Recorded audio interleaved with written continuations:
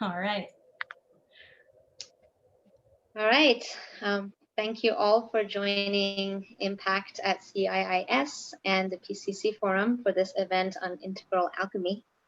We have 6 panelists joining us today, and we're very excited to dive deep into conversation on manifesting ideas into reality. For the first hour or so, Somya and I will moderate the conversation, and then the last 20 to 30 minutes, we're going to open it up to the audience for any questions. And we are recording this so that it is available for the rest of the community and anyone who wasn't able to join us today. For anyone who is not familiar with the PCC Forum, it is a transdisciplinary lecture series which is hosted by the students at the Philosophy, Cosmology, and Consciousness program at CIIS. The forum encourages contribution from across all programs while giving priority to the PCC master and PhD students to refine and share their findings with the rest of the community. The forum also hosts presentations by faculty members, alumni, as well as other artists, thinkers, and creatives outside of the institution. As an interdisciplinary program, we're very excited to be having this second collaboration with Impact at CIIS. And if you're not familiar with Impact, Somya can tell you more about it. Thanks, Aya. So Impact at CIIS is a student group that offers CIIS students with support on impact-oriented projects while creating a space that nurtures integral leadership and creativity in order to build and sustain a community that thrives on transdisciplinary change-making. Our 3 pillars are salon gatherings, speaker series, and workshop events. Our vision is to have a student-led incubator that provides sustained support and funding to students who are utilizing an entrepreneurial toolkit to facilitate and nurture the integral paradigm shift. Since I began my journey with CIIS over a year ago, I have learned about the different perspectives and ideas that encompass the word integral. The pluralistic essence that the term evokes so beautifully reflects the kind of world that we are all trying to create. And part of the participatory mystery may lie in the fact that we'll never quite find one concrete definition of what it means to be integral. So with that, I'm thrilled to have such a diverse group of panelists joining us this evening. We have Abeer, the entrepreneur, Jahan, the psychedelic facilitator, Lakshmi, the architect, Lydia, the musician, Max, the filmmaker and philosopher, and last but not least, Theo, the ecologist, technologist, activist, and filmmaker. So let's start by having each of you introduce yourselves a little bit more. Tell us about your life as a student in CIIS and of your experience beyond the walls of the academy. And whoever wants to start can go first.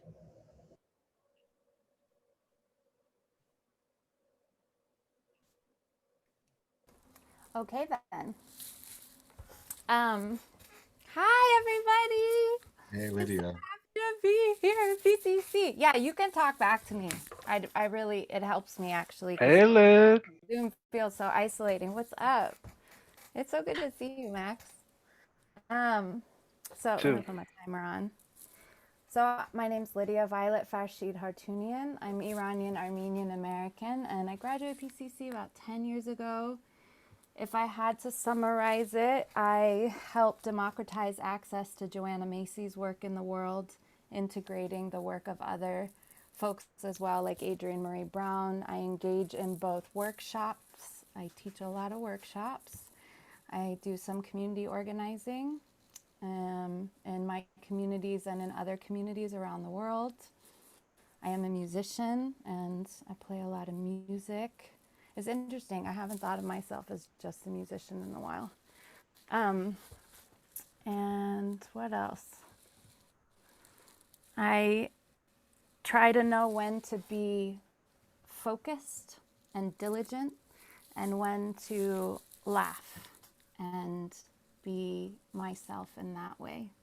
And I will do the same thing tonight. That's me. You'll get to know who I am. Lydia?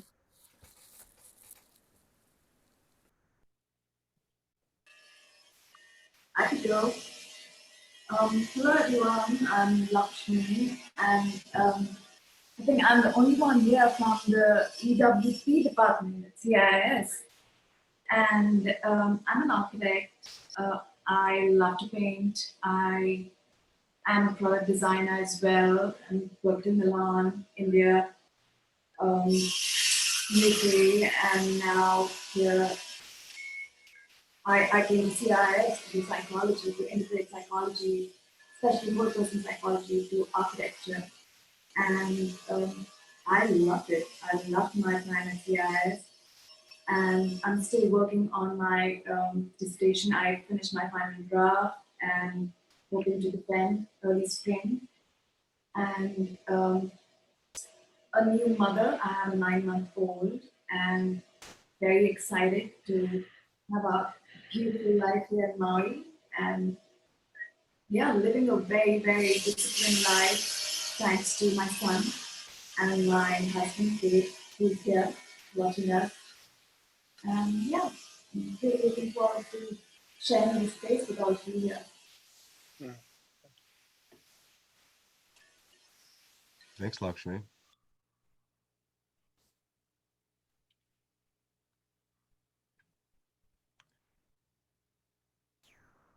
I could, Jahan, why don't you go ahead? Okay. Name's Jahan Khamsehzadeh. I graduated in May from PCC. My dissertation was on psychedelics with a focus on psilocybin mushrooms and the role they could have played in evolution. While going through the dissertation process, I also did Hakomi, a 2-year somatic psychotherapy training, and then I trained within the Mazatec mushroom tradition. Since graduating, I've opened a private practice with integration psychedelic work, facilitate legal psilocybin mushroom trainings in Jamaica, do circles with the SF Psychedelic Society, advisor at Psi Gaia, which is the intersection of psychedelics within the Gaian context. I assisted for 2 years at the psychedelic certificate training at CIIS, and now mentor at the School of Consciousness Medicine. So, thank you. Yeah, buddy, congratulations to Jahan. That's awesome, man. Oh yeah, thank you. My book, my dissertation got a contract deal, so hopefully that's coming out. Congrats, Jahan. To see if they can insert a little perforated back piece of paper, you know, little tabs in the back or something. I don't know.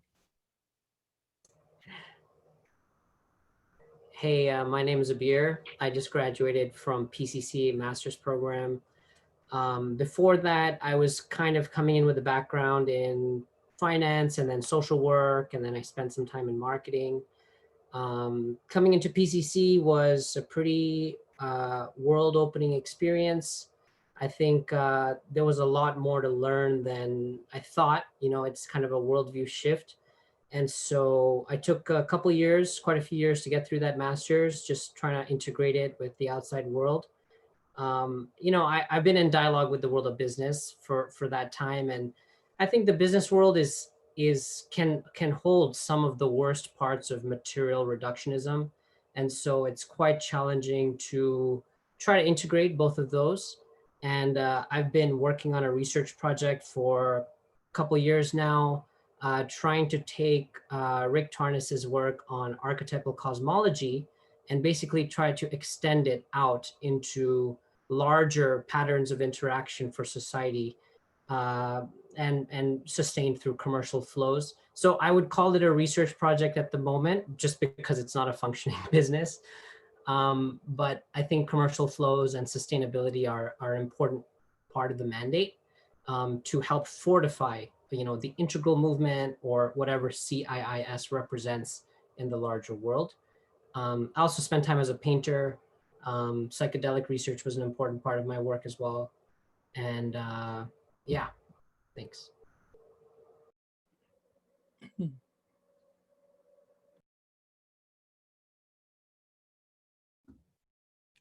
Yeah, this popcorn thing is kind of funny. We should have a list, I think, to try to get through some stuff. My name is Theo Badashi. What did I do at CIIS? Philosophy, cosmology, consciousness with a lot of the people here. And it was amazing because we got exposed to an incredible evolutionary worldview, cosmology, archetypal perspective on history and how consciousness evolves over time. And then for the past few years, my buddy Max and I have been making films and making media around it and basically applying the integral lens and evolutionary archetypal lens to revolutionary movements in time and different social justice causes and that sort of thing. So I'm in the Bioneers studio in Santa Fe. My new occupation is I'm the media strategist and producer for Bioneers. So that was, came out of PCC, came out of the work doing with PCC. Yeah, and really happy. Thanks to everybody for organizing.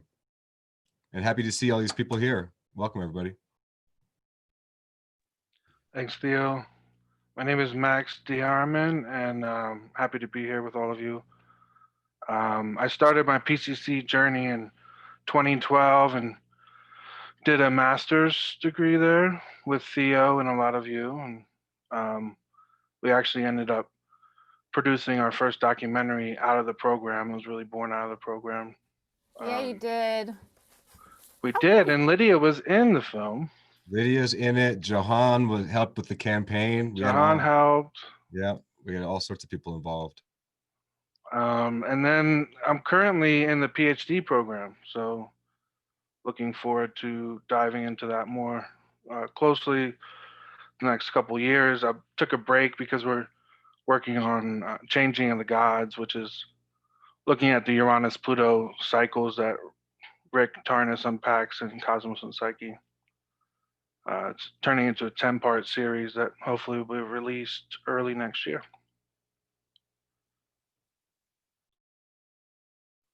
So thanks. Yeah. Thank you. With such diverse backgrounds and yet all stemming from a similar ground, which is CIIS, I'm curious to know how each of you envisions the integral paradigm and what does the future of work look like in an integral world? Maybe we can combine my suggestion and Theo's, and the order emerged in our first round. How does that sound to everybody? Yeah, let's do that. That sounds perfect. Will you repeat that question one more time? Sure. I wanted to know how you envision the integral paradigm and what does the future of work look like in an integral world? I realize already my perspective on the question changed since we talked about it. Realizing that I have issues. I don't like the word integral, but I think because I associate it with Ken Wilber, and like I said, I threw his book at the wall. But I don't really actually want to spend my time debating that shit. I'd like to talk about my perspective on work.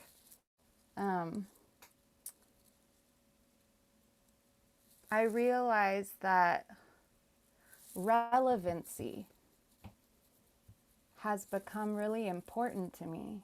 It was important to me during my PCC studies, but I didn't have that. I didn't know that at the time. But the pattern of my questions seemed to show that I was concerned with relevancy. And I think the way, maybe what some might call the integral, or others might have maybe participatory, maybe, whatever word works for you, I'm still finding mine. Relevancy, I think, informs my idea of work. That the way that I show up wherever I am, where I hope to have impact, that I am concerned with a feedback loop that empowers relevancy, a moral compass that inspires liberation, education. And as far as capitalism goes, that's just a system that I use to my benefit. I really realized that in the last 2 years. I realized I had to learn financial literacy to make some shit work. And it really is just a system that I'm like, oh, I can learn how to figure that one out and then garner resources so I can do my work in a way where I have less stress about that shit. So it's less about integrating my work into capitalism and more about integrating capitalism in a way into my work where I can do my thing and then, you know. But I guess the way, integral, I don't remember the question exactly, but the way integral and work feels related to me is like emergent relevancy. I know who I am, I come with the tools, and then I let myself be awake to how I can become and how the work that we do and the liberation of what happens wherever I show up can inspire relevancy, liberation, grace, kindness. Yeah, I guess that's my answer.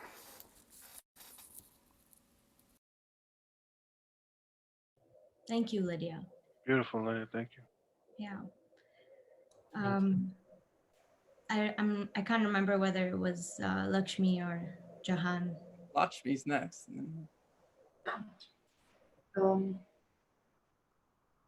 Yeah, integral consciousness. I think it's important for me to like name the thinkers that have made a huge impact on my worldview and my thinking.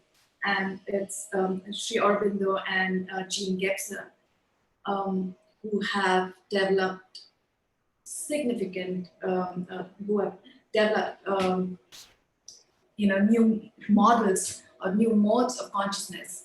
And I am interested in how the collective psyche can affect the architecture of a city and how architecture has an influence on the collective psyche, and how an integral approach can, consciousness is moving towards integral consciousness, and psychology is moving towards whole person psychology.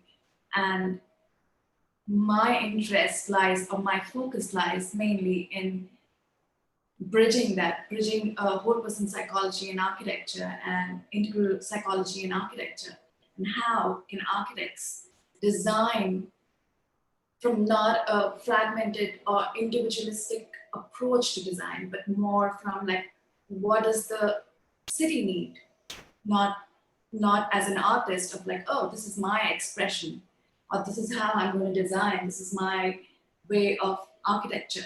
And architects have a huge ego. And I think that's where my focus lies in. And that's where the integral approach is, like, how can I separate that out from my psyche and think about the world soul and not just my expression. Yeah. Nice. Yeah, beautiful. Thank you. Yeah, the word integral, and so I see it's a trigger word for some. I've always resonated with it, and I like it. I first read Ken Wilber's book, Brief History of Everything, putting forth integral psychology at age 18, my first philosophy class. And for me, it really gave a beautiful framework for the evolutionary processes and for transpersonal states of consciousness. And so I've really resonated with it. And then we have something like Jean Gebser that used the word, and he's using it more as the integration of the past into the present. That like the step forward into the future involves integrating the past, right? So I really also take that to mind. For me, when I sit into like what is integral, and it's looking at evolutionary cosmology, the Big Bang till now, but including consciousness as part of the process.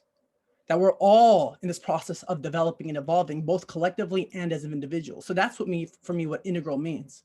That my psyche is evolving, but I'm part of a larger whole, and I'm interconnected with that whole within my being. And so when I look at work within that context, well, then what is my position, my situation, my purpose within this larger whole? You know, I hold that we're part of a larger mind, a larger organism. So that the same way that there's a stomach and a heart and lungs, we each have different capacities and roles we're playing within this larger collective, unity, this being. And I think we come into this life with a sense of purpose, like an inner dream that needs to awaken or needs to come to fruition. Then we need to sit with and see what we're here to do that would give us the greatest level of fulfillment. So work for me is not just survival, that's not worth living. Like surviving, just to live to survive isn't worth it enough. What was you the most joy, the most fulfillment? Like why you're like a dream. Like, what were you born here to manifest and be within this larger psyche? So in psychedelic work, this has been really big, you know, because people tend to dissolve these boundaries, feel this unity of the all, and it's like kind of awaken, well, what is my personal purpose, my sense of joy? So work for me has been looking to hold the container in many ways for people to find theirs, while parallel also being in touch with mine, which is right now bringing more awareness of these substances that act as intermediaries chemically between us and a larger level of spirituality. Thanks. Thank you, Jahan. Beautiful. That was really great, John. Thank you. You know, I'm just in this moment, I'm feeling like such gratitude for this panel, all the people on it who have helped like incubate, you know, my own consciousness through the grad program. I remember, you know, Jahan invited me to, when I was like, before he even came to the program, like a party at his house. And then I met Lydia there for the first time. This is like years ago, you know, and now like half a decade later to be here with you all. I remember Brian Swim, a professor in PCC, saying that, you know, it's not just the professors, it's the peers that you make in this program. And I didn't really get it at first, you know, but really the peers, the friends, the relationships you make last for your whole life. Like everybody here is going to be working in this space and everyone is probably just going to be around for a long time. So it's like, this is it. This is the cohort that's there. And I'm really feeling that, hearing everyone's really thoughtful answers. Integral to me, you know, I'm a populist, so I have an aversion to the ivory tower, if you want to call it an aversion, or maybe I like to elevate, you know, the common person's understanding of some of these concepts. So integral to me comes down to, I think a bit of Gebser's sense of transparency to all the different phases that have come before it, but more focused on like the dialectic between the two previous modes of consciousness, which would be reductionism and medieval superstition, if you want to call it that. So I think integral is really trying to say, look, we now see this big movement towards clean rationality and then emotional sensuality, and we see that unconsciously occurring. And so how do we hold both of them? And, you know, hardcore materialism, I believe, has a place. You know, fashion is a realm that's really inspired me, and I think it's totally okay to see a dress or a shirt or a pair of shoes that are just on their own terms magnificent, or the art world. You know, you look at art and it's easy to say what a waste art is, right? What use, what purpose does it have? But yet those material objects hold deep spiritual significance. So integration for me at this moment is about trying to understand hardcore materialism and then trying to understand hardcore the other side of it, which is maybe poetic, philosophical consideration. And as inconvenient as it is, how do I really try to keep forcing them into a higher and higher synthesis? And often it'll happen that for weeks or months at a time, I'm too much in one side, and then I get smacked up the face by the other side. And so it's very painful. But I also really enjoy looking at all sorts of people who may not be considered integral, and then trying to see how they are, you know, whether it's an architect like Engels, you know, Somya introduced me to, who is just an architect from Scandinavia, but I feel like the work they're doing is very integrated. Or Olivier Roustieng, who's the designer for Balmain, which is like a high fashion brand, a luxury fashion brand, but the aesthetic design that he has is, to me, integral because it has hardcore materialism plus sensuality. So I'm at this phase where I'm just really trying to see all the different realms of human activity. And within that, like either it's financial trading or fashion design or philosophy or whatever it is, like who are the people who are already integral, even if they don't realize it yet? And I'm just at a phase where I'm being inspired by that. Thank you, brother. That's awesome, Abeer. Yeah, you know, this is actually a really important question right now for our community in general, because there's a lot of work to be done. There's a lot of work to be done in the world on so many different levels. And what's really fascinating is that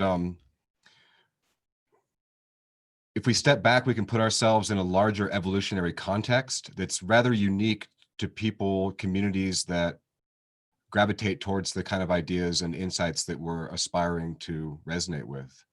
And I think having a fundamental evolutionary and ecological perspective for me is the basis of what an integral worldview is. It's to understand the interconnectedness of life in a larger evolutionary context. Jahan gave an excellent example. Theo, we lost your sound. Did something unplug?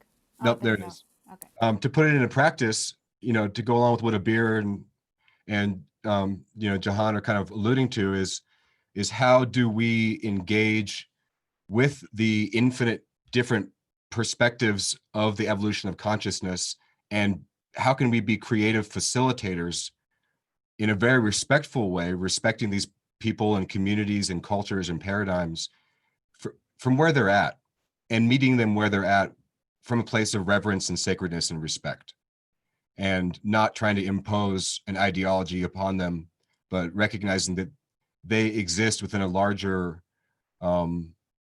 chain of being that deserves reverence. And so there's a big, the big task at hand is how do we find that balance between addressing what are the most critical issues that we need to face, and then how can we show up for those in the ways that feel the most authentic and help people, basically. How can we help people and be of service to the larger process? So I kind of consider myself a strategic creative, or an evolutionary propagandist, you could say, in joking terms, but rather serious terms. And so what I mean by that, and each of us have this responsibility, is that, to use Brian Swim's frame, there's a larger evolutionary significance that we get to participate in right now, that we get to wake up every day and be excited about, and that we get to dedicate our lives toward over time. And I think that's part of what makes the integral consciousness and culture unique, is that many of us hold that larger evolutionary context and the significance of, the whole future of our species and all the interconnected species that we're here together with. Thanks, Theo. That was great. Before I start, I'm just feeling deep gratitude for everyone and what they've already shared. So thank you all. So I hear everybody talking about integral in reference to Wilbur, and my first introduction to the word integral is from integral yoga, which is a type of yoga that Swami Satchidananda founded, and he's basing it on Shivananda lineage of a yoga of synthesis. And so I don't have that same resistance to the word, and also associated with the school, California Institute of Integral Studies, I like whatever Wilbur did to tarnish that, I'd like to reclaim it. I don't think it's his. I think it's for everyone. So I just want to say that first and foremost. And actually, I don't think his philosophy is integral, and I could get into that another day. For me, an integral paradigm is a worldview that can see the world through multiple lenses.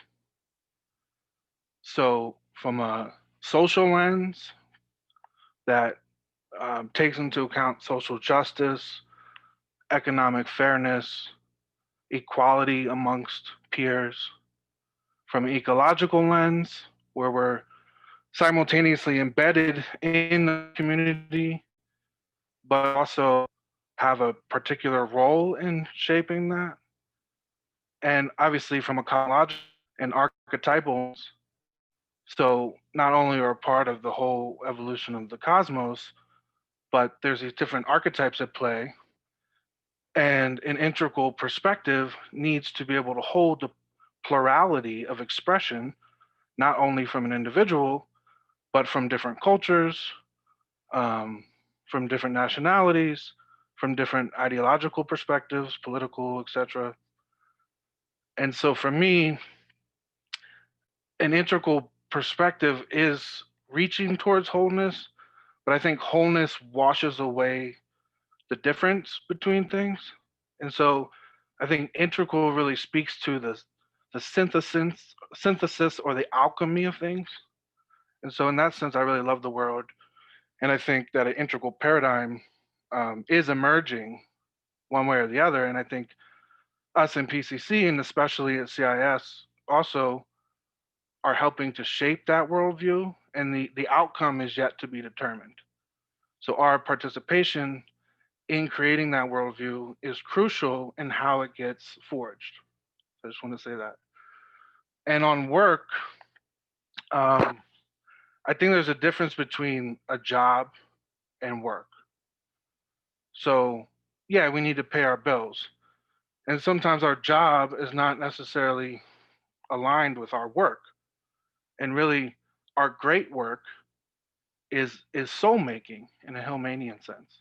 Our great work is how is our soul manifesting and aligning with archetypal, cosmological, and ecological manifestations and social in the greatest beneficial way to ourselves and the whole community. So in physics, they talk about work as a transmutation of energy, one form of energy turning into another form of energy. That's what doing the work is.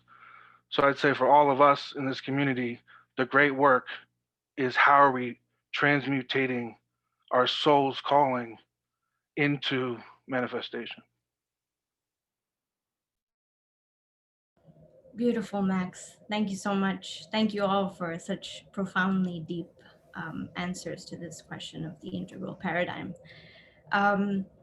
You know, as a aspiring philosopher, entrepreneur, I've been I've been thinking a lot about the relationship between idea and action. And so I'm curious, what kind of processes have you all put in place to help enable your ideas to concretize? What does action mean to you? And is taking action as important as developing an idea? And if so, why?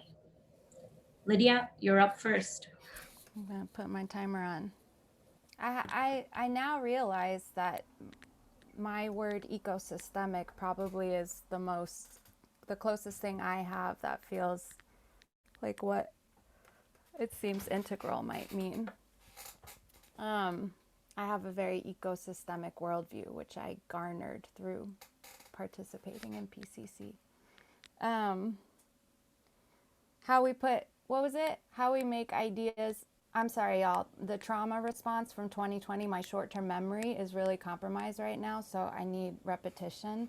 Somya, can you please repeat that one more time? Yeah, absolutely. So what kind of processes have you put in place to concretize your ideas? What does action mean to you? And is taking action as important as developing an idea? So I think ideas are powerful for orientation. And I think that developing orientation is vital and beautiful and a lot of what I was doing in PCC. And then, yes, I think that,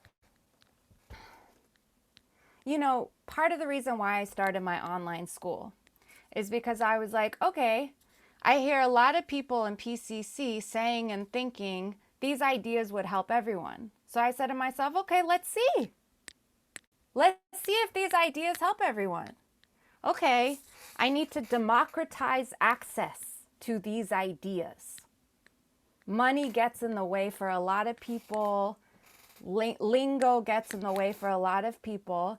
Let me see how I can interpret and communicate these ideas in many different kinds of communities, from St. Louis to Costa Rica to Alaska to the reddest county in Alabama. So that's my in-person workshops and work. And then the online school, you know, I have kind of gone on this 10-year experiment, not really aware that that's what I was doing, but now I'm reflecting on it because of your beautiful questions and realizing I'm testing out. Do these ideas actually help people? Do these ideas actually support liberation of consciousness? Do these ideas actually empower individuals, communities, and liberate group mind? I see my job as a facilitator of liberating group minds to be able to awaken and being compassionate, and compassion is both love and boundaries, relationship with each other. And I mean, the good news is that so far my answer is yes, not without its interruptions, but one of my favorite workshops that I taught last year was in the reddest county in Alabama. And I was teaching Brian Swim, and I was teaching Joanna Macy's work. Wow. And because I have a knack for communication, because I have a knack for communicating to lots of different people, because I know the 100-year-old Blind Willie Johnson song where he says, I saw people gather talking. I came up just in time. It was a teacher, a doctor, and a lawyer. They said a man ain't nothing but a mind. He said that 100 years ago. But Jesus in the temple, the people stood amazed. He was teaching that doctor and the lawyer how to raise a man from the grave. He said that 100 years ago. We have black philosophers in this country who were playing blues guitar in the South. I don't even remember what the question was anymore. But my timer went, and I hope that my answer was useful in some way. That was beautiful. Let Really me try. beautiful, Lydia. Anyway, Thank you. You're That welcome. was beautiful. Yes. We don't care what the question was. Ah! Thank you for the affirmation. Thanks. All right, Lakshmi. All right. It's interesting to hear Lydia say she's very good at communication, and that's the one area that I personally feel I lack, and I only can communicate through my work, which is either art or architecture. And your question on ideas and putting that into action, I think what has worked for me, or what I think is, seasons is very important. Everything has its time. There's time for ideas to be developed, to like just sit with those ideas, and there will be no action then. And then comes the time when you actually go and put those ideas into action. And for me, what has worked is discipline.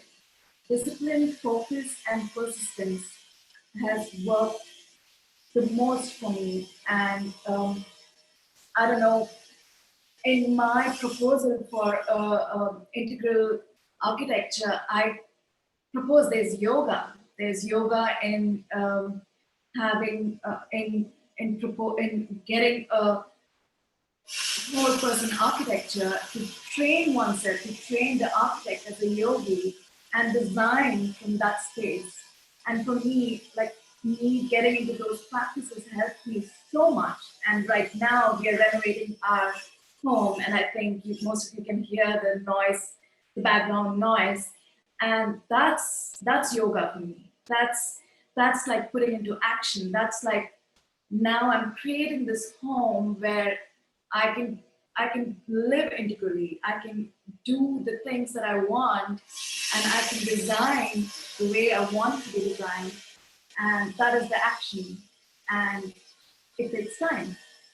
And yeah, that's what I've got. Yeah. Thank you, Lakshmi. That's Thank you. great.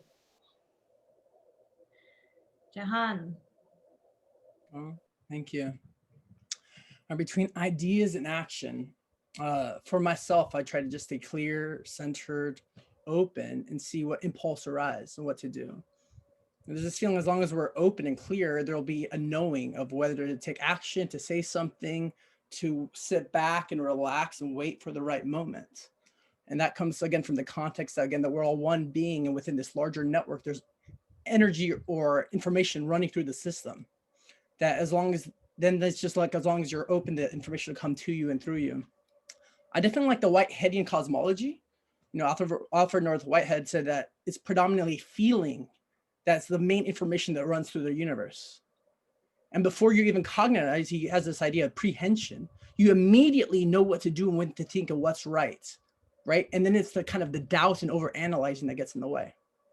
So from that place, it's just that first impulse of trust within yourself and the cosmos of what to do in each moment, whether that's action, sit back, relax, or read.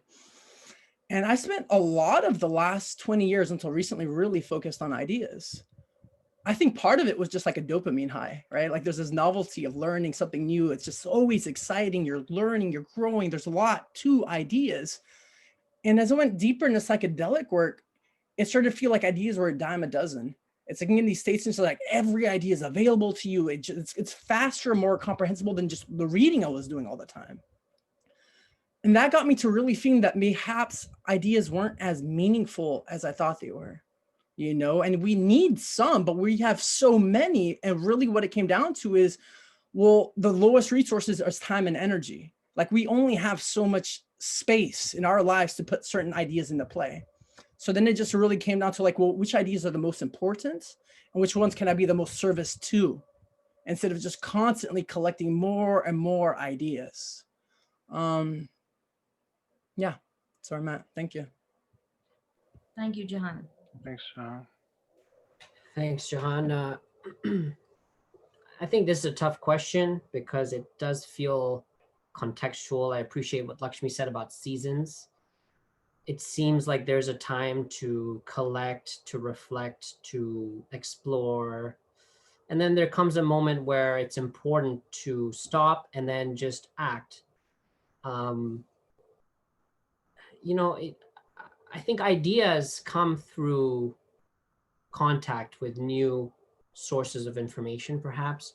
And I think action is a way to do that, right? So in the startup world, people say that, you know, your startup idea is like, it's worth like 2% of the thing, but really the vast majority of it is the ability to execute on that idea. Because as soon as you take that idea, you're like, oh, I'm gonna start a cupcake shop. And then you're like, okay, now I have to find a place. I need to, you know, find an assistant. I have to have a recipe. I need to have a kitchen. I need to have, you know, which ones sell better than others. I need to have a marketing plan. So there's all this action required. And yet we live in a world of like such material excess. Like we have access to the internet, social media, like anything you want can be delivered to you within 2-3 days. So there's so much material out there, so much infinite directions from which to act. And so the idea, I think, holds like the genesis, you know, the insemination of how to create meaning out of the action. But the action, I think, is what then provides back more raw material for idea making. And I think one practice that I'm practicing these days is rapid action. I'm just trying this, right? If I have an idea, instead of questioning, kind of what Jahan was saying, instead of like questioning and should I not, just have a sense of trust and then just do it. Just walk to that next hill and then just see what the view is from there. And of course, action is the sort of thing that you can't take back in some sense. Like if you knock over a glass of water, it's knocked over. Ideas are a bit more private. So that's the risk of taking action, is that it becomes a bit public. But I think performance art is a way to think about it in terms of just you're acting because that's your way of being, you know, that's why you're doing what you're doing. So anyways, I feel a bit muddled up on this topic because I'm in a place of really exploring this question myself right now. Yeah, it's a great question. That was really good input on that, Abeer. And Lydia, that was a really beautiful song, very soulful. Thank you for that. You know, this is a fantastic question, and I think I'm gonna respond to it from a more occult lens, we'll say. I kind of feel that ideas are like the spells that we learn over time, right? If reality is being manifest over time through various forms of spells, even from the natural world upward to us, right? Then as humans with our cognitive minds and the way we process symbols and information, it's as if that we're in a perpetual state of learning and refining and adopting how to manifest things in this reality through consciousness. And so if the idea is the spell, then the action is the spell casting or the actual magical act to manifest into the world, right? And so to go along with what Abeer is talking about, but I really appreciate what he just said is that, you know, maybe to kind of draw upon a little chaos magic theory a little bit, you know, everything is in a process of alchemical refinement, and there's no pure way of doing anything. All of it is us showing up and experimenting and being willing to be vulnerable and take risks and make mistakes and learning from those mistakes, and in the process refining how it is that we engage with the creative process itself.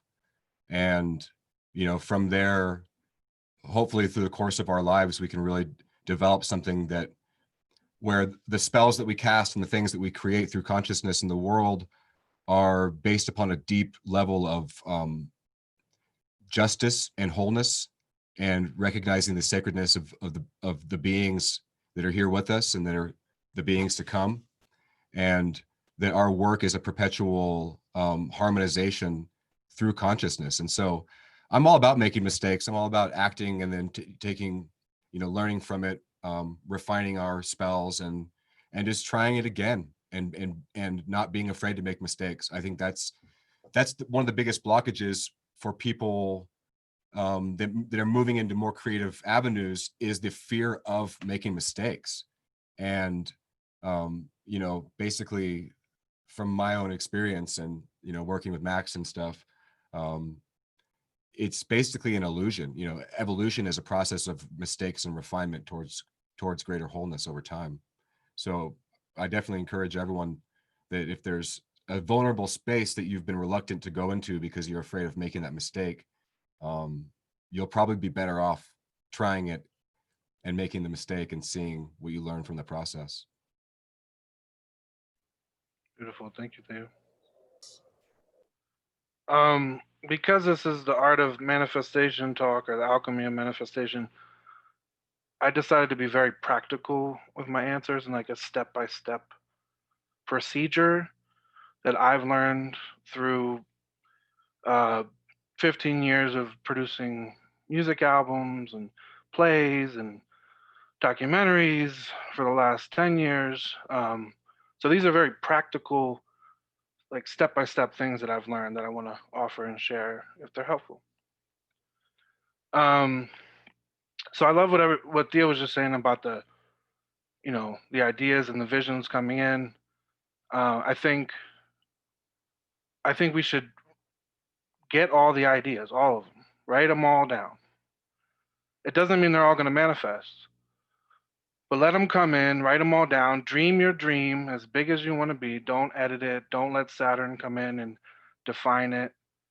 Just dream your dream, write it all down, and be mindful or perceptive of what is your cognitive dream and what is the dream of the earth, or the dream of the cosmos moving through you, or the archetypal dream. Because the more you align yourself with these bigger dreams that have larger influence for greater people, the more likely that that dream is going to come into manifestation, because it's not just for you in an egoic sense. So write all your dreams down. And then number 2 is protect your dreams. Do not share your dreams with people who can't hold your dreams, because there's a lot of dream killers out there. And a lot of us go through this process of sharing our dreams with people we love and them crushing our dreams, and it's really painful. So protect your dreams. Know who to share your dreams with and who not to. Just because you dream a dream doesn't mean in a manifestation, but you still have the right to dream. I think once you pick something that you want to manifest, then you need to write it down. Every business has a business proposal. Every building has a blueprint. Okay, the first form of manifestation is writing. It's the most subtlest form of manifestation. It's no longer in your mind. It's no longer in your mouth. It's on paper. It has manifested. So get your dream on paper, sort it all out, build the whole thing. How much time, how much energy, how much money, build your team, your dream team, pull your team in before you even have the money. Talk to people and say, "Hey, if I get the funding for this, would you want to be part of this?" And most of the time, if they're into it, they'll be like, "Yeah, totally." So then you add them to your proposal. You build the whole thing on paper first and foremost. And because through that process, you're going to work through all the kinks, you through all the details. Oh, that really works like this, and eventually proposal that you can then share with other people, primarily investors. Investors do not want to hear a theoretical dream. They want to hear the practicalities. How much money? How much time? What are the line items for the budget? What's your team? What does this look like in practicality? You need your opening vision statement, but if it's not followed up with a practical plan, forget it. No one's going to invest in it. Crowdfunding is awesome to get it going. I would suggest pick a portion of it to fund. Don't try to fund the whole thing. Pick a portion of it to fund and use the crowdfunding platform, whether it's Kickstarter or Indiegogo or any of them, to promote. It's basically PR, but also it's the next form of the manifestation. People get to see it. Like when we did Changing of the Gods, we did a Kickstarter and people saw the video and then all of a sudden it's real. So now they want to get involved. They want to put money involved. Investors want to be part of a team. They want to go on a ride with you. You know, don't go to them like, I need you, give me money. You have value. You're bringing something to the table and they want to be part of that. They don't have the vision, they have the money. And so you're stepping in the room with confidence and you're saying, I have this amazing project. And are you lucky enough to be part of my team? Like, are you joining me on this ride? And if they're money people, they want to go on the ride with you, sell them the dream. I'll wrap this up. What Theo said about not being a perfectionist, I think is crucial. You know, work through what you're doing, show it to friends and family, start to refine it, you know, work through that alchemical process of refine your product or service before you launch it, before you go out into the world. But don't be afraid. Don't hold it too tight. I've seen that a lot of projects, people hold it for years and years, and then by the time they release it, it's dead. It's a stillborn. And the last thing I will say is make sure that in your plan, you have the entire thing thought through marketing, promotion, distribution. You have to have the whole plan has to be a complete thought because in the past I made so many albums and we never thought, well, where is this landing? Who are we selling this to? Do we want to do it independently? Do we want a distributor? So when you're doing your initial vision, make sure that you've thought through the entire process from beginning to end. And that's where I'll end it for now. Yep. Thank you so much, Max. That was really, really great. Yes, You know, thank I just had a base, like inspired by what Max was saying. It just came to mind this sense that, you know, when you take action, try not to take it in a way where you're staking it all. That you want to acknowledge that you are going to make mistakes. As fully formed as your thought is, it's going to be incomplete.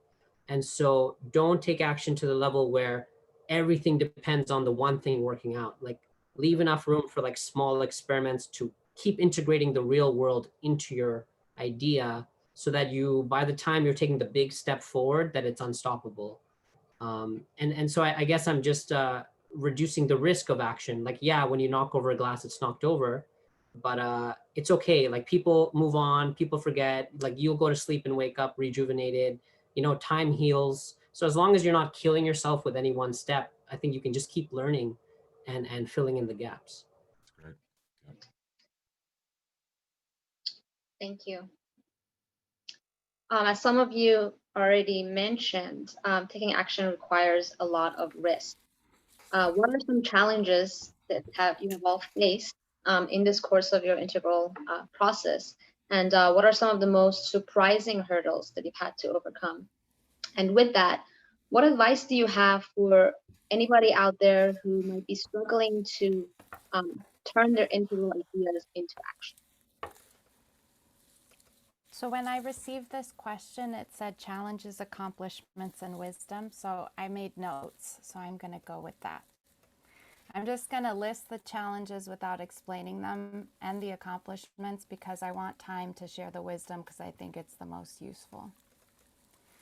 Challenges I've faced in the last 10 years when trying to bring ideas into manifest reality. Racism, sexism, New Age hypocrisy, access to resources, jealousy and competition, my chronic pain condition, I have a nerve pain condition, believing in myself, white fragility, and there's more, but those are what I listed for now. Accomplishments, it's always nice to talk about what you're proud of. I got to play Red Rocks Amphitheater in Colorado. I'm proud of that. I got to collaborate with, and I still get to play with some of the artists that I've looked up to for a long time, including Climbing Poetry, Rising Appalachia, Reverend Sekou, Lila June, Polish Ambassador, Aylin Ario. Wow. I'm lead a very, and Mark Groudon and many artists that are very close to my heart that aren't the famous, super famous ones, but are just as badass and amazing. I've healed a lot of my chronic pain through perseverance and learning about systemic healing in the body and pursuing surgery when someone said I didn't have access to it because of health insurance, and jujitsuing the system. And I run an online school that now funds my life, my work, my grants of my organization, and allows me to redistribute wealth in my community and fund other projects that I want to happen in the world. And I guess most importantly, I get to share ideas that mean a lot to me, and through Joanna Macy's work, get to help uplift and catch people who are giving up because they are heartbroken and who are feeling frozen by paralysis or overwhelmed by panic or hopelessness, and offer revivification and healing through music and a sense of energy to keep going, and this systemic consciousness of bringing them out of isolation and into a place where they can feel their absolute interrelatedness with their communities, with each other. And I guess I'm proud of where I've brought Joanna's work. You know, some of the places I'm most proud of bringing it is like St. Louis, Missouri, with a group of folks who I love very much, who are trying to heal from Ferguson 6 years ago and keep going. And, you know, mothers in Alaska and indigenous folks in Alaska that I've brought it to, and really everybody that has taught me so much. I'm so grateful for. But I guess one of my accomplishments is how many different spaces and places I've been able to bring Joanna's work to. Someday CIIS will hire me to bring Joanna's work to CIIS. Public programs won't do it. Maybe PCC will do it. I don't know. That's been one of the challenges. Okay, wisdom I feel is very important. I have 5. Number 1, learn how to not be an asshole. Do your self-reflective work. Yes. Learn how to show up in a space with awareness around equity and justice and weaponization of those things as well, and weaponization of anything, and try and learn your best way of not being an asshole. Number 2, practice and allow feedback to shape you. Try small, fail small, succeed small. All those people who are super successful, they only got there one step at a time. Do not let the smallness of any step stop you. Do not let your ego do that to yourself. That's why what Max said is super important. Get people around you who believe in you. Find mentors who have time for you. I love Adrienne Marie Brown's emergent strategy principle of intentional adaptation. What is your intention independent of outcome? No matter what's happening, what is it that you bring? And then how can you allow yourself to be open to the feedback in your ecosystems to stay relevant? And test out these ideas, test out these actions, and see if they help uplift the people that you're around.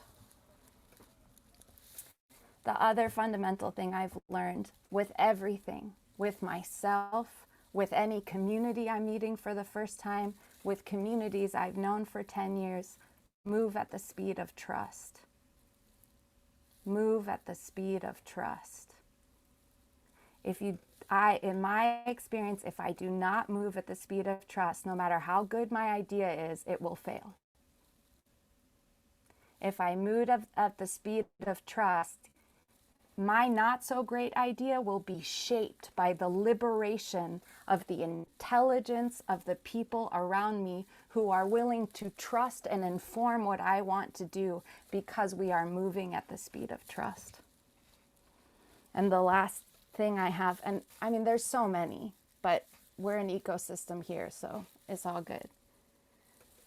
Skills that you don't have yet can either be learned or collaborated with. Skills exist in an ecosystem just like anything else.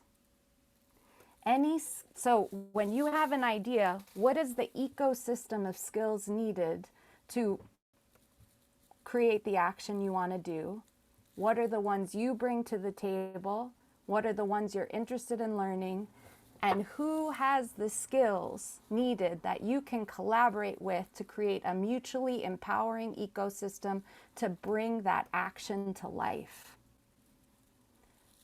If you don't have a skill, don't despair. Thank goodness you don't know how, no tree, leaf, flower, animal, ever, ancestor, future being, ever, anyone, anywhere, has ever known how to do everything. Everything has only ever existed in collaboration, which is why it's fundamental that you learn not to be an asshole. That's all I got to say about that. Thank you, Lydia. Wow, that was perfect. Thank you, Lydia. I'm learning how not to be an asshole every day. Thank you. And me too. Me too. I'm an asshole. Sometimes I'll learn. It's all good. Let's go forward. But do your work. Don't just show up thinking I got the best idea and listen to me at the top of the mountain, Pueri Turnus style. Just we can calm that down and learn how to be an integrated human being. Okay, I'm done. Ugh. Thank you. So I'm guessing that's the question, huh? I missed what you asked. Could you repeat what you asked, or should I just go by what Lydia was? Sure. The question was, what are some of the challenges that you've faced, some of the more surprising things you've had to deal with, and what advice you have for anybody who's having any issues bringing the ideas into action? Sure.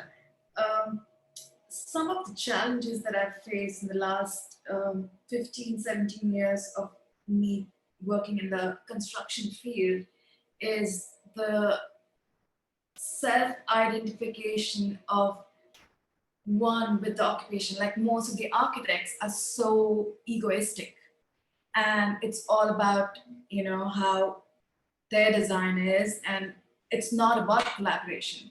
And they are not trained to do so. They're not trained to understand what the psyche is. They're not trained to understand what the collective needs.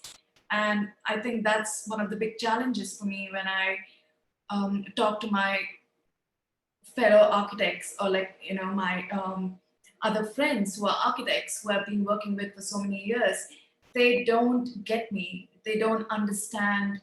They don't get it. Yeah. And that's like the biggest challenge for me. And not to forget my own ego when it comes to design. Like, I think this has is showing up a lot with the design of our home, and with my partner Gabe, who is amazing, but he gets on my nerves sometimes because of the design, because I get into my ego trip, you know, and that's where is my learning, that's where is the challenge, and how do I get, and yeah, that's what I'm working on, of how do I come up with a collaborative design approach with, whether it's my house design, whether it's a design with the clients, how do I move beyond what I think is amazing design?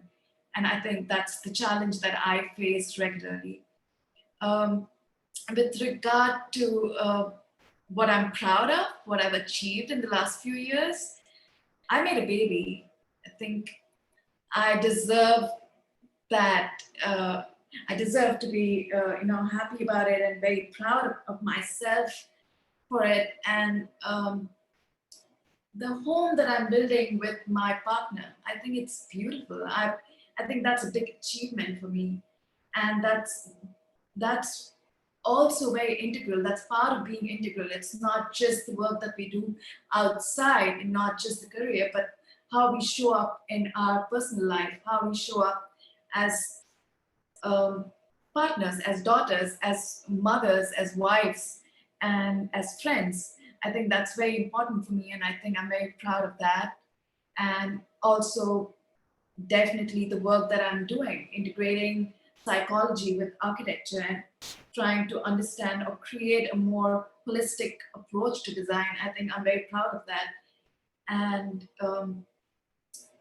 the wisdom that I have for people is persistence, alignment, focus, and I think more importantly, freedom to design, freedom to, well, I keep saying design, but freedom to like just express yourself.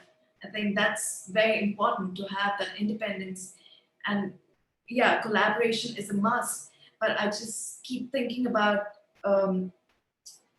Aurobindo's three main aspects of human personality that he describes is uniqueness and relatedness and transcendence, which is individual, related, like the communities, and beyond. And I think the first and foremost is the individual. You have to first develop your skills, first self-discipline. I think that's the most important for me. And that's an important wisdom that I think has worked. And trust, yes, Lydia mentioned trust. I think that's very important too. Yeah. Beautiful. Thank you, Lakshmi. Thanks. Yeah, nice hearing everybody. So challenges and accomplishments. I remember it was 18. It was like the most important experience of my life. Like this first like psychedelic connection. It seemed like me being with God, and I was an atheist. And the insight was that caring what other people think is what keeps you away from God. And in the larger trajectory of life, that also translates to not being in the job or profession I'm supposed to be in, or the right relationship I'm supposed to be in. So this idea that we mold ourselves to either some kind of image that we think we're supposed to be or for somebody else keeps us disconnected from ourselves and our intuition. And so that's probably the best overall advice, but on a very personal level, the challenges I had faced. I know a few years ago, I decided to change my dissertation and focus on psychedelics. And for me, that was a major move. And this was before there was so much security and this level of excitement in the field. And it seemed really risky. I was like, what am I going to do with this in the future? I felt I didn't have as much support from my professors. Almost they lost a little respect. They're like, oh, you're doing this other cool thing, and now you're doing psychedelics. So there's a sense, and the world wasn't holding it the same way it is today. And it felt very risky, but it felt very right. I was like, oh, this is my truth. These substances have been the most transformative experiences in my life after all the therapy, the meditation, all the other methods, the reading. And perhaps it could also help facilitate evolution, more collectively. So it was quite a jump for me, not knowing what was going to happen. And definitely since like 17, 18, I knew I wanted to get the doctorate. but I was so scared of the day of graduating. I'm like, what am I going to do with this degree? I had enough trust of like following my trajectory, my path of like, I know what I want to study, but is it going to turn into a job I enjoy and that has money and security and is worth it? And so, I mean, almost hours a day for almost 2 decades was in pain thinking about this idea. And so now having crossed that threshold, it's just like, you know, like wishing I relaxed and I did as much as I could into that deeper trust that there is a larger container. That if you're being a good person and doing good work and you are all connected, like the world is there to support you. It will mold you and put you in the right place.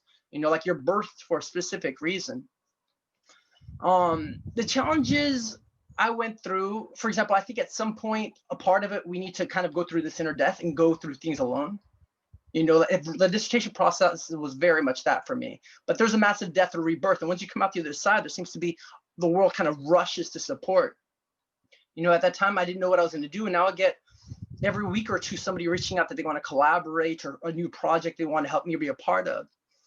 I was really scared about the finances. You know, I was like, is this going to turn into some kind of job? And now I'm making more money than I ever thought I would at this point in my life with this. You know, my practice is booked almost 8 weeks out. You know, there's all these different projects that are happening, right? So there's a sense of like, just like resonating and being open with your heart. I think it definitely at the two poles of the cosmos, it seems simplistic, but I think it's true, is the whole fear and love. And fear is just the covering up of love, right? Like we're all love. Like that's what we are in the deepest part of our identity. That's what the cosmos is. And fear is this stalling and this closing of this heart, which is like this larger antenna that stays connected to everything. Right? So like how often can you just stay open and go through all the pain that is required to stay open? I mean, it's painful. Like life is excruciating all the time. And how can you just say, yes, okay. Like after every heartbreak, still stay open and be like, I trust, I love. You know, and at the minute we close down, it's like we collapse our identity, like who we are, our dreams, our connections. It's like if we're in this interconnected web, we've just isolated ourselves. We're no longer receiving the energy and the information from the whole. You know, so there's a price to staying open, but it seems absolutely worth it. Thanks. Thanks, Jahan. You know, challenges, accomplishments, wisdom. You know, I've had a lot of material challenges. I've been working on Numinous Realm for about 4 years now, which is the name of my project. It's gone through 2-3 major incarnations. Working on this has come at the cost of having a more conventional career, and plus, you know, working with collaborators means sometimes paying for people to help do things, sometimes on credit card, even before I had the money for it. So there was a lot of material pressure for sure. There was also on the other side philosophical pressure. You know, PCC is a pretty progressive community, in some cases anti-capitalist, in some cases rightly so, very deeply distrustful of the mainstream. And I see my work as trying to connect to that very same mainstream. So I've had a lot of critique of my work, which has really helped me evolve. It's really helped me, I think the community aspect, you know, like Lydia, like don't be an asshole. Like, you know, I definitely have been an asshole many times in my life.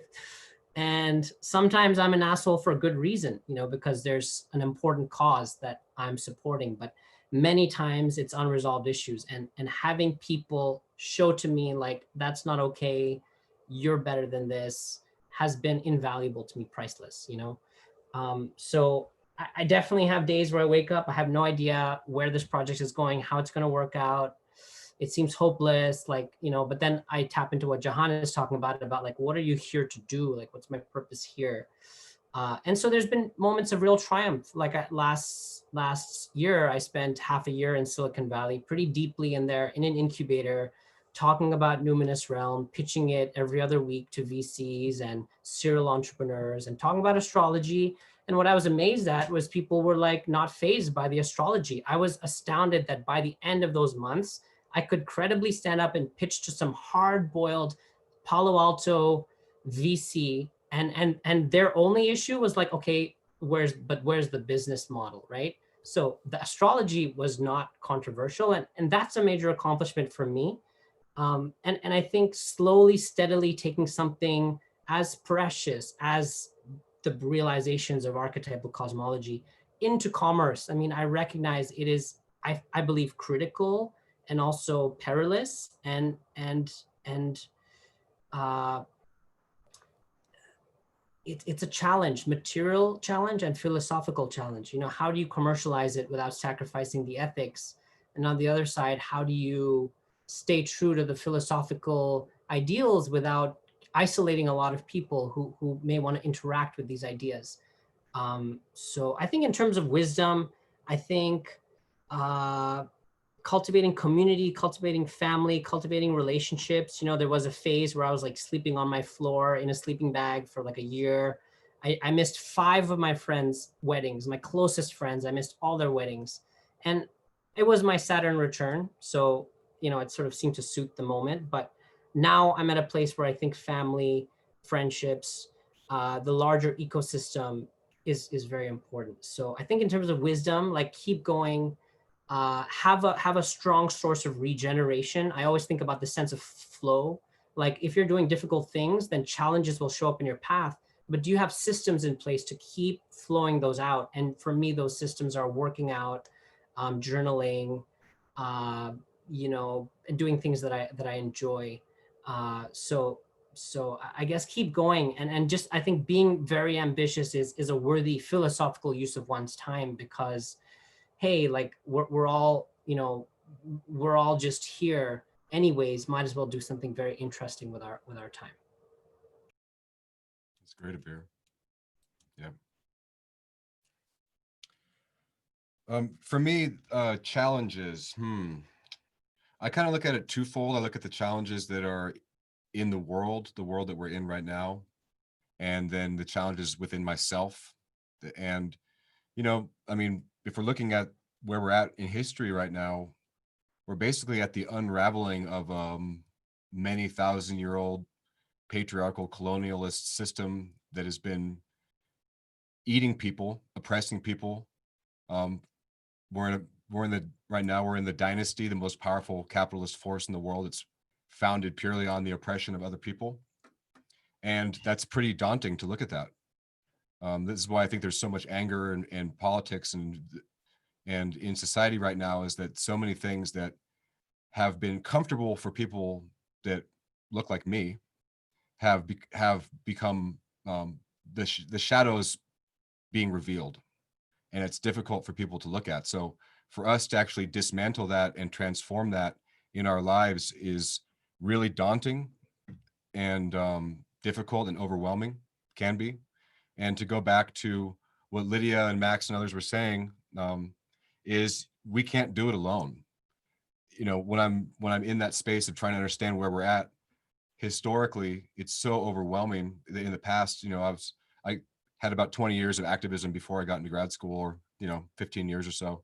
And so my whole background was activism, trying to stop the Bush dynasty and stop the machine, basically. And it's a lot of work, and it was super exhausting and really stressful and difficult. And when I got into grad school, I met Max and Missy Loren, another PCC grad. And I realized that working with others, you know, to go along with what Lydia is talking about, collaborating with people that had skills that I did not have, I found that that was the most powerful way for me to bring my authentic self in and collaborate with others in an alchemical process that created something larger than what I could do. And I think as a community, as an ecological community and a cosmological community, it's really important. It's important who we spend our time with. It's important who our partners and lovers are, our business partners, our friends. You know, who we choose to collaborate with is super, super important. And so, you know, the challenge was me basically overcoming my self-doubt by working in collaboration with others. And one of the coolest accomplishments that we did, I mean, right now we're getting ready to, in the next hopefully 6 months, release a pretty epic series, 10-part documentary series based upon Richard Tarnas's work. That's a 400-year history of social justice revolutions during Uranus-Pluto periods. And it's been very grueling. Max has been on the project for 5 years. I've been on it for about 4, not including the campaign and stuff. And so that's been a really intense process. We've been at the whim of the gods for the past few years, for sure. and it's taken a lot. And but one of the big accomplishments, including the future of energy and changing of the gods, is just seeing things manifest, seeing the many years and dedication manifest into reality. Like, small example is when we made the future of energy several years ago. It's a documentary promoting the use of 100% renewable energy to power cities. And we kind of did this like little Trojan horse trick on the audience. We sold them as it being a film about energy, renewable energy, but in it we incorporated social justice issues, community empowerment. We basically put all these things on the table from an integral perspective. And when we made the script, we didn't want to trigger anybody. We wanted to be very inclusive and respectful of where people were at. So we had like, conservative mayors who had switched over to wind and solar for their cities. We had like, this group called like the Green Panthers, where these like Black activists that are using renewable energy to empower their cities. So we had a whole wide spectrum of different kinds of people and telling their stories from a really respectful way. And one of the coolest accomplishments of that is that it was a very small project, relatively speaking, but we had a very clear intention. To go back to what Max is saying, we refined and cast a spell to the best of our ability, refined it as best as we could. And in the end, groups like the Sierra Club and 350.org and major activist organizations were using our language and our themes that we had crafted in this little film that we made as grad students, and that incorporating that into their policies and into their organizations. And then before you know it, we see like Leonardo DiCaprio and Elizabeth Warren and Bernie Sanders and AOC using language that maybe they didn't see our film, but we were part of a movement of pollinators that were pushing ideas very strategically. And when we witnessed them tying in social justice to sustainability and renewable energy, Max and I had a little celebration because that was a big part of our goal. And so, to finish, I'll just say, because I was just talking a lot, that was a bit to say, but don't underestimate the power of very small strategic actions over time, and placed in the right ecosystems. The seeds can really take off and have a life much larger than we realize sometimes. And it can really be a lot of fun, very rewarding. Cool, thanks, Theo. Well, it's great to hear you all talk about the different challenges, and it definitely shaped what I'm going to share here just briefly is, the great challenge of our time, the ecological challenge. um, how do we move forward normally with this persistent threat and the greatest challenge that we've ever faced? That's always present for me. I can't move through the world without thinking whether it's ecologically aligned or not. The other big challenge is trauma. I have a lot of trauma I had to work through, and like Lydia was saying, doing the work. If you're not doing the work, your unconscious is going to constantly sabotage you from manifesting your dreams. So you got to get in there, you got to do the trauma work, and not only your individual trauma work, but the collective trauma, racial trauma, sexual trauma. There's so much trauma. And through that process, we can heal and start to come together and be able to manifest our dreams without these underlying saboteurs coming through to chop us down every step of the way. I'd say as far as wisdom, I think you have to learn to fail. The most successful people have failed the most. If you're uncomfortable, start failing, because at some point it won't bother you anymore.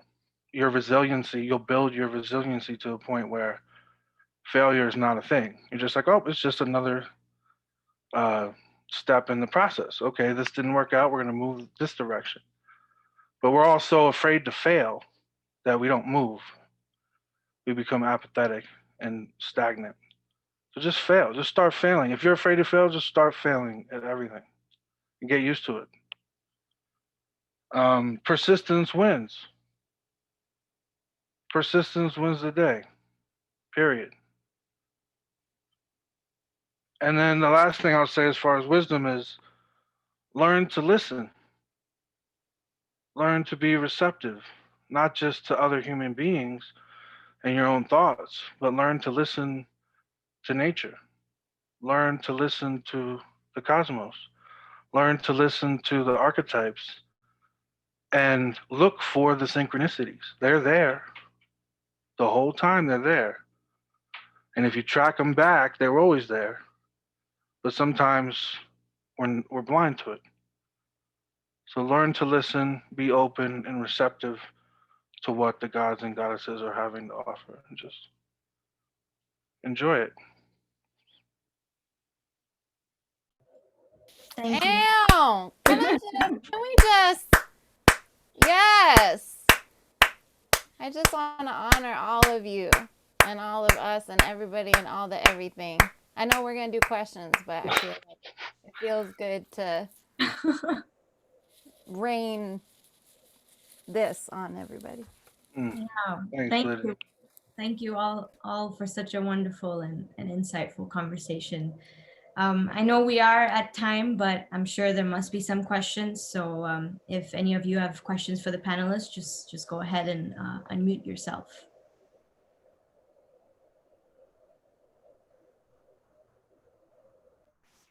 Hi, can you hear me? Yes, Yes. Hi. sweetie This is for, pie. I just typed the text, and this is for anyone on the panel. Does anyone have a practical solution or suggestion for best practices for overcoming intra-group sabotage, pettiness, and jealousies? And I'm asking this question because, you know, as a Black male, I found that some of the toughest issues to overcome on a daily basis is dealing with problems with other Black people, I should say, challenges.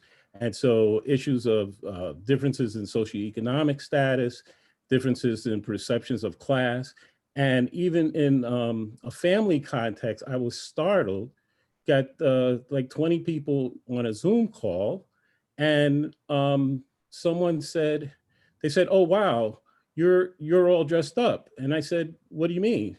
They said, "You're wearing a shirt with a collar." I was floored. And then he ran and he put on a shirt with a collar. So so that's my question. Yeah, I like to jump. So you're saying within one's group, different dynamics?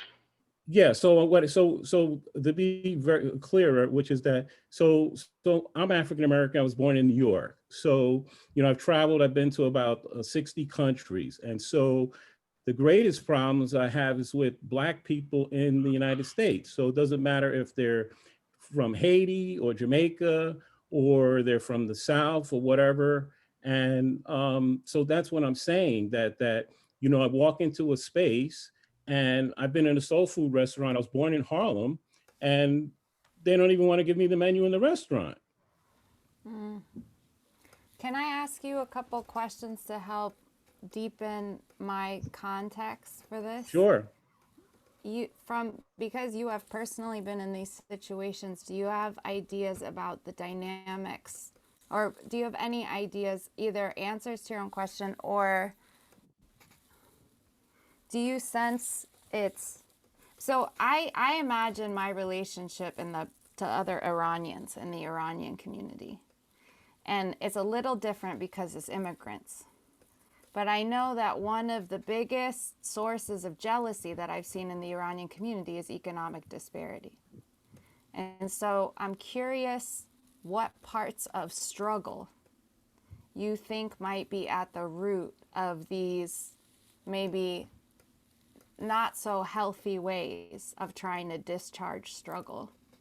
Okay, so I can answer your question on multiple levels because I'm a TSD person. So Wait, what's TSD?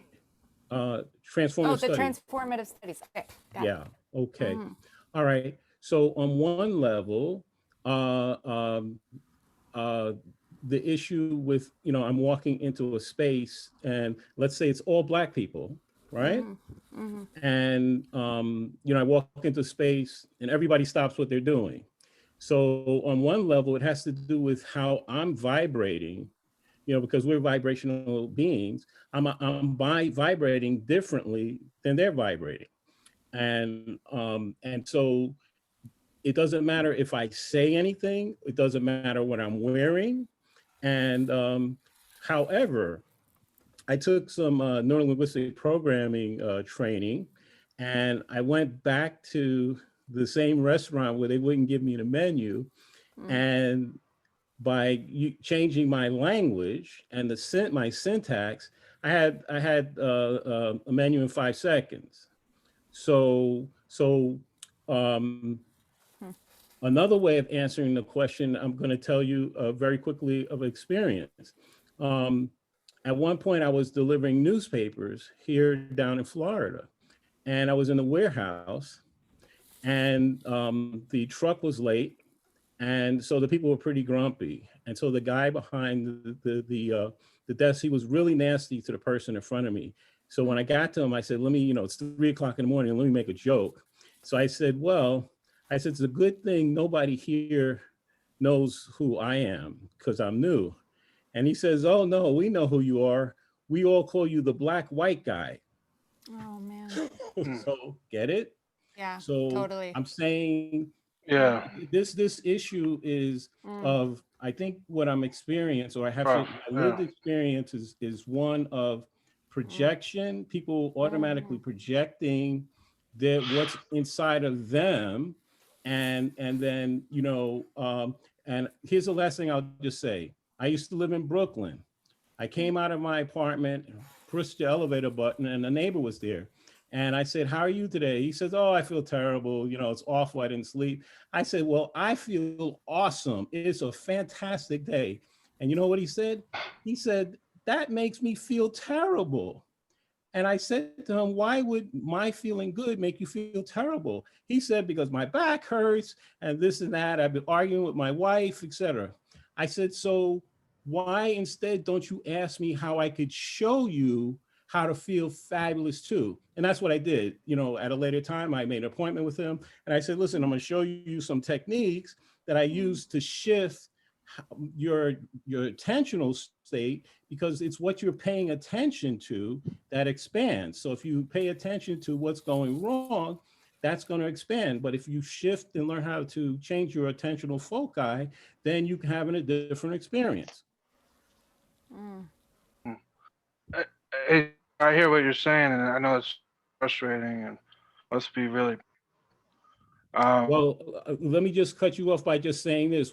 I used to be frustrated. I'm not frustrated anymore. I have decided to become an expatriate. I'm moving outside the United States because I don't have these experiences when I'm outside the United States. It's like the jazz musicians, they go outside the United States, they're like celebrities, but when they in the United States, they can hardly get a gig. Damn.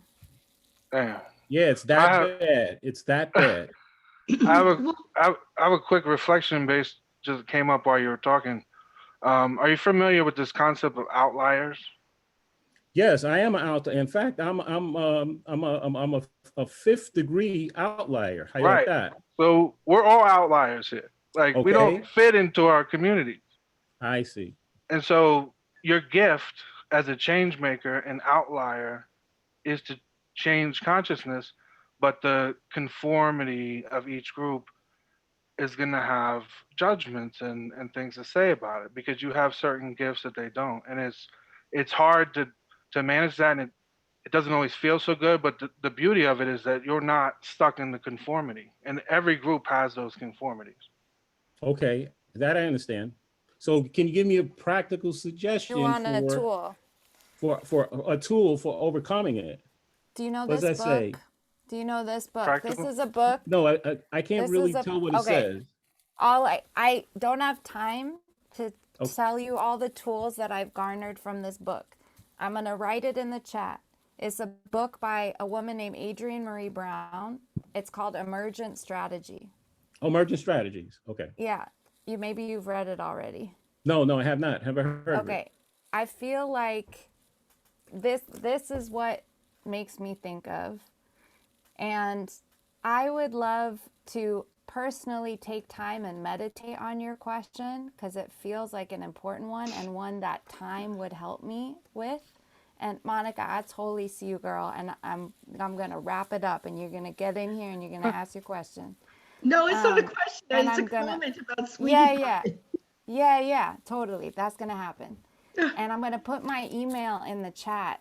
And if you wouldn't mind reaching out to me, I would love to dialogue with you more about this because it just feels like something a little more time. And Great, would you love can to come on meditate. my show and do a podcast with me. Awesome. I'm gonna put my email in the chat. Something came up when I was listening to Sweetie Pie, because I think that this just speaks to people who are in any kind of a system of oppression. And there's this little, and I think that this is outside the United States as well. And I think it's all over the world. I think it has to do with people. And I remember this, I heard a story about a genie who appeared to a Russian man. And he said, I will give you anything you want. Just say what you want. And the Russian man started to reflect. But then a few moments later, he said, but whatever I give you, I will give twice as much to your neighbor. And the Russian man finally made his decision and he said, cut off one arm. What? The Russian man finally, he made his decision. He said, he was told you can have anything you want, but I will give twice as much to your neighbor. And he finally made his decision and he said, okay, cut off one of my arms.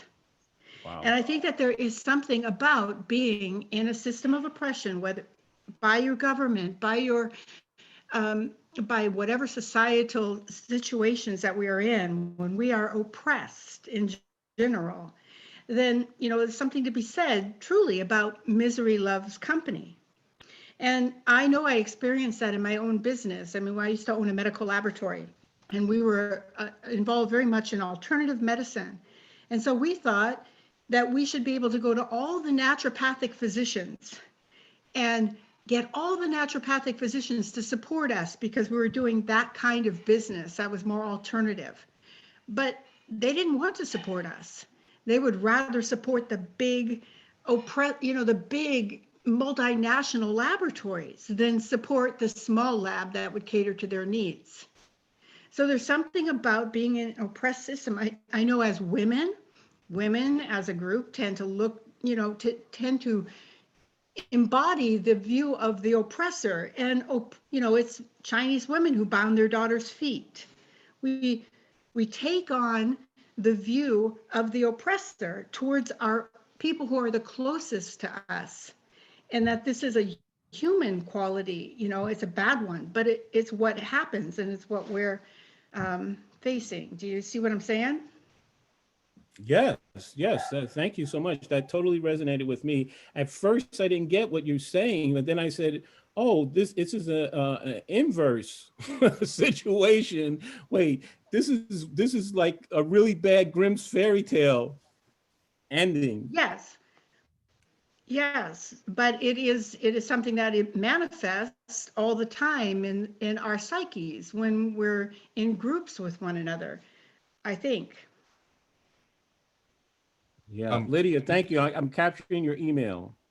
Sweetie Pie, can I just, it's nice to call you Sweetie Pie. It's kind of funny. Yeah, there's a whole, over wine, I would have to tell you the story. I did it as a test. I didn't know it was going to be, it was the name of my dog years ago. And I said, I didn't know it was going to be permanent. One thing I kind of wanted to comment on, because this is actually really, this is a big question, not just necessarily for you on a personal level. This applies to all of us who are coming into the presence of other paradigms that are trying to maintain where they're at and maintain the system that's in place right now. So, I mean, from my own personal experience, dealing with like white conservatives and stuff like that, like there's a certain level of empathy and compassion and just perpetual dedication that I've had to develop over the years And by doing so, I feel like my own capacity to have empathy and understanding for these people that are regularly triggered by the emergence of a new paradigm. And then by continuously showing up and being authentic to ourselves, as difficult as that is, then they slowly, steadily change with repetition. So, I wouldn't underestimate the power of many of the interactions that you've had and that some of us have had with difficult people, even if it is difficult for us walking away where we feel like it was a terrible interaction with somebody, and we feel like we didn't weren't seen or respected. For a lot of revolutionaries, a lot of social evolutionaries, that's kind of just our life. We're dismantling old paradigms and reinvigorating new consciousness on the planet. So it's just difficult work. I think you're in good company in that sense, and I think a lot of us can empathize with that. But definitely just repetition and not underestimating how significant you just showing up with your authentic self, and each of us with our authentic selves really can be. I agree with you, and I said but there's a caveat. So there, in some cases, my wife, who's now deceased, would say to me, she says, Bob, do you realize that you're training that person how to treat a Black person? They've never had a Black person ask for what you're asking for, because you're asking for what white people get all the time. They're not used to that here in the South. On the other hand, I've had experiences I don't want to repeat, like I took family members to a favorite soul food restaurant, and the owner wasn't there early in the morning. And so we're sitting there for 15 minutes. And then finally I just said, to the cook behind the grill, I said, excuse me, could we get a couple of menus? And what he did, he came from behind the grill. This is a very large Black guy. And he was waving a meat cleaver. And he says, you want service like white men. So imagine my embarrassment, because I'm taking my family members to what was my spot, but the owner wasn't there. There were no waitresses. And that's all I'm saying. Yeah, I want service. I'm spending my money. But what I'm saying is that I'm not going out looking for confrontation. I don't want a repeat of that. So the thing is that what I've been doing is that, I've been staying away. Most of the people I know, besides family members, I hardly know any Black people. And so it's very sad. I was told someone the other day, I've done a lot of keynote speaking and speaking to groups. Not one group have I ever spoke to has been an African-American or Black group. And I've approached many leaders, including people with 20,000 members in their church, and they lean back in the chair, and you know what they say to me? They said, I don't understand what you're asking. Why would we give you access to our membership? I said, I'm willing to give free stress reduction, anxiety reduction. Black people and Spanish people have the highest levels of mortality and comorbidity, and they just are not interested. And so I've had to just walk away. And so thank you for mentioning the outlier thing, because that is actually true. But what I'm saying is that I'm so far an outlier that, as I said, I just have to walk into a space. However, I do know how to shape shift if I want to. And that's what I used to say to my wife. Okay, honey, I could do it, but this is exhausting. I get tired of having to pretend I'm not my core self. Well, it sounds like you switch the other way. Explain. Sounds like you have to code switch in the other direction. So I'm not understanding. Towards your own. He's saying sounds like you have to code switch the other way. So a Explain. lot of people of color feel like they have to code switch around white folks. Like the way. So Max was saying, wow. You code switching the other way. Oh, you wow. finding yourself having to code switch the other way. Wow, interesting. Listen, I almost missed this. You have hit not just a home run, you have hit a grand slam. I want to thank you, because my experience has been when I go in, if I go if I have a choice between the Black person and then the white person, I always go for the perky blonde, because then I get what I'm looking for. In the few times that I've run across the perky Black, it's been a fantastic experience. So what you have said is at 1,000% true. Unfortunately, it's true. And thank you. That will work, because I don't generally have a problem when I go in a group and, I'm the only Black guy in the room. Yeah, and because I go in with the idea, it's my beard, it's my beard. And so I don't worry about that. But thank you. That fantastic. I've been transformed. All right. Thank you, sweetie pie. Anybody else have any questions?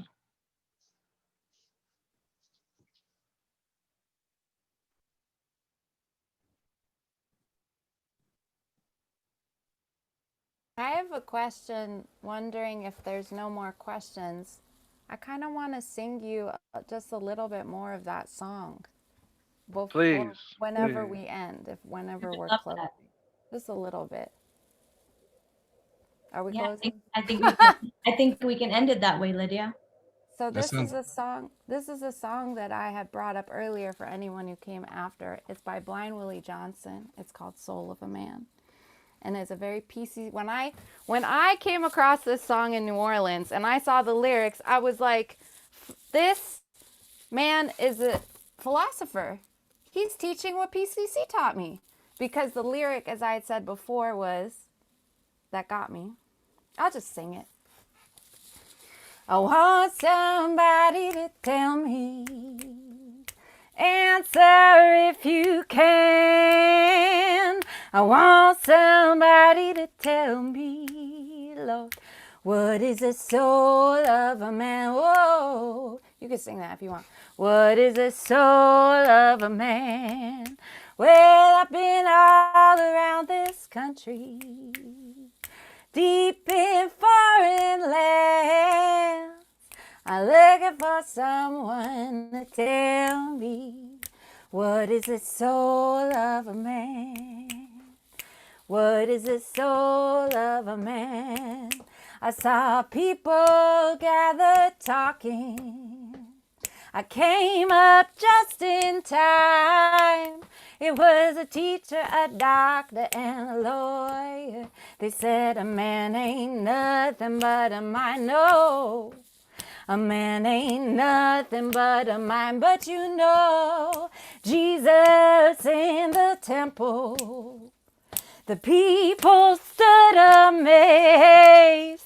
He was teaching that doctor and the lawyer how to raise a man from the grave. Oh, how to raise a man from the grave. So I want somebody to tell me, answer if you can. I want somebody to tell me, Lord, what is the soul of a man? What is the soul of a man? Last verse. I read the Bible or Gebser or Wilbur or any of those motherfuckers often. I try to read it right as far as I can understand. A woman is a burning light. Oh, a woman is a burning light. So I want somebody to tell me, answer if you can. I want somebody to tell me, Lord, what is the soul of a man? What is the soul of a man? What is the soul of a man? What is the soul of a man? Wow, Beautiful. beautiful. Thank you. Thank you, Lydia. Thank you to our panelists, and thank you to everyone who joined. This was such a beautiful conversation. We look forward to continuing it. Somya, can we just give a shout out to everybody that was here to be in the communal sense? Lucian, are you in the community? Welcome, man. Thanks for being here. Sweetie Pie, thank you so much Yes. for the lively conversation and question, man. That was awesome. Becca, thank you for being here. Tom, there you are, buddy. Right on, bro. Tom Purton's in the house. Tom Burton's in the house. Monica, thank you. You're awesome. I miss you. Padmini, she's in the community too, yeah? Kevin, thanks for being here, Kevin. Weston, Ashley Lewis, she went to CIIS with us. Gabe Crane is here. And Setare? Setare? Yeah, Satara. Yeah, so Satara. Satara? Yeah. Yeah, all the participants. Thank you, everybody. Thank you for hosting, everybody. Yes, thank you. If any Sure, alum just- want to Alright. stay after and say hi real quick, I would welcome that. Any of the alum, if you want to stay after and say hi real quick. I'm gonna go ahead and stop the video. So if y'all want to continue conversation from there on. Thank you so you. much, Maya. Thank you. Thank you. Yes, thank you all.